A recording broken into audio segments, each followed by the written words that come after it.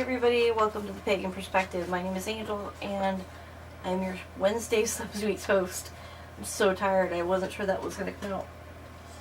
So this week we're talking about making time to practice, and there's two questions. One is, how do you find time to practice with your family, job, and other responsibilities? And how do you fit your practice into everyday life, particularly when things are so busy? So I'm gonna yawn a lot, and I'm gonna apologize right now. So this is a great question I know a lot about. I work a full-time job that is mentally demanding, and I am a full-time student, which is mentally demanding, and I am a honor society person every semester, which takes a lot of work and a lot of sacrifice of your mental space. So I also have a house full of animals, a husband, and other responsibilities and hobbies and things that I am involved in. So the first part of it is, how do you find time to practice with all these things going on? Sometimes you don't.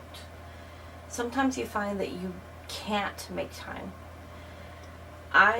When I started school, I realized early on that I wouldn't be able to keep up with the intensity of rituals that I had been doing prior. I love big rituals. I spent a lot of time designing them, if you will, creating them and getting ready for them and setting up my altar. I love big formal rituals. I do. I'm not a big fan of it with other people. I don't know why. But, and I enjoy it a lot. So, oh, I'm so sorry. Okay. Alright. Push through. So, I realized early on I wouldn't be able to do that. But I naively thought I could do something a little downsized from that. Well, that was not the case. And when I realized that I wouldn't be able to do everything I had been doing before in my practice, I got kind of depressed, and I felt like I was letting myself down, and I felt a little spiritually parched. And instead of continuing to beat myself up, I started thinking, I need to figure out how I can make things better for myself. So what I started to do is take things that I have to do, and turn them into spiritual things. So, for instance, my plants. I have a house full of plants. I love plants. Mine are growing like crazy. And my plants are my little babies, and they have little personalities, and they have little names that I've given them. Holy cow. Oh. And I take very good care of them. So I set a time in the morning on a weekend. Usually in the summer it is a little less frequent. In the winter it's a little more frequent because our heating seems to dry out my plants really quickly. So I will, on the weekend, I will get my plants and take each one into the sink and make sure it has a deep water bath, and I will make sure I agitate the surface soil and do some fertilizing, and I'll clean off the leaves and just make sure they're really, really happy. And to me, that's very spiritual, because I'm touching nature, it green and brown, and that richness of soil, and and it feels very spiritual, and I'm very happy when I'm doing that, and I feel very content, and my plants respond well. So another thing I do is, if I'm brushing my cats or my dog, I'll brush them, and then I'll do Reiki on them. And that's a good way to connect with the divine, the divine energy, but also it really helps to ground yourself, or at least it does for me. and feel really centered and comfortable.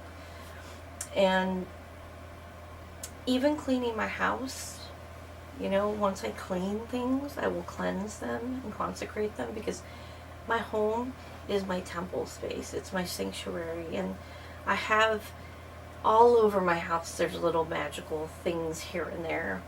And I mean, it's the house of a witch. That's how it is. So, I will do that when I'm cleaning or after I clean. And you can even turn sex into a very spiritual experience, connecting with that divine energy. And there are other things that you can also do to bring some spirituality if you don't have time to do a ritual, or people will do little charms instead of spells sometimes. There's a lot of different things you can do to incorporate spiritual activity in your life that you have to do every day. And that's what I did. Fortunately for me, this is only going to be another 2 years of intense full-time school, full-time job, and then I'll be done with school. But for some people, they just don't ever get that time. They work 2 jobs, or they have kids, and I mean, some people have a very intense life with a lot going on, and sometimes you cannot make the time, and you have to be okay with that. I think some of us will beat ourselves up if we can't do what we were doing before, or do what everybody else is doing, And so just being okay with the fact that, this is how it is right now, and this is what I need to mold my spirituality around. And then just find things in your life that you can tweak and make into a spiritual, practice. Because living a magical life, there are people that will say, everything they do is magical. And that's not necessarily true. There's a lot of things we do in our mundane life that are not magical whatsoever. But you can turn things that are mundane into a magical experience and give yourself that spiritual connection. And that's what I did. So, anyways, I'm starting to ramble because I'm tired. So, I understand this question very well. But yeah, just, my biggest thing is just give yourself a break. I know people want to be out in nature, and sometimes it's not safe to be out in nature, and sometimes it's not practical. Like I said before in other videos, I live in New England, and it is almost December, and it's getting too cold to be outside.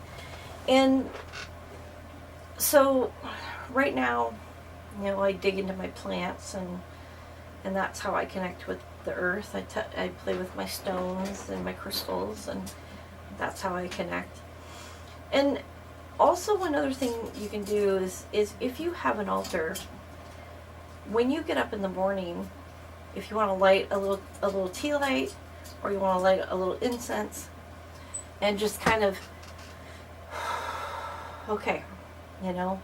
take 2 minutes to just kind of go, just what's today going to be like? How am I going to take on today? And then light the candle, light your incense. I usually will. My ferret's knocking all of his water out. He wants out.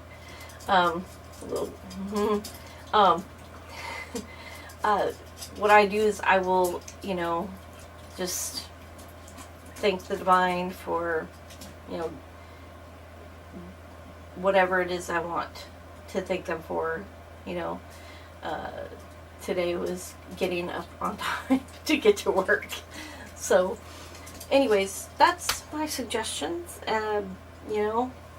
Just make it work for yourself. Do the best you can. Life is busy, and yeah, we'd like we'd love it to slow down, but sometimes it's not the way it is right now. Anyways, I'm so sorry. Thank you so much for watching. If you have any comments or anything, please leave them down below. And until next time, everybody, blessed be. Have a great rest of the week. Thanks.